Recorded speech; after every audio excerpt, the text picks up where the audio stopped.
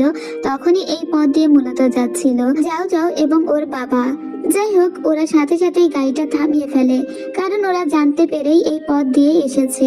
যাই হোক, এই অবস্থা দেখার পরে যখন যাও যাওয়ের বাবা দ্রুত দৌড়ে এদিকে আসতে থাকে, ঠিক তখনই অনেক বেশি হিংস্র হয়ে ওঠে চাংনিং।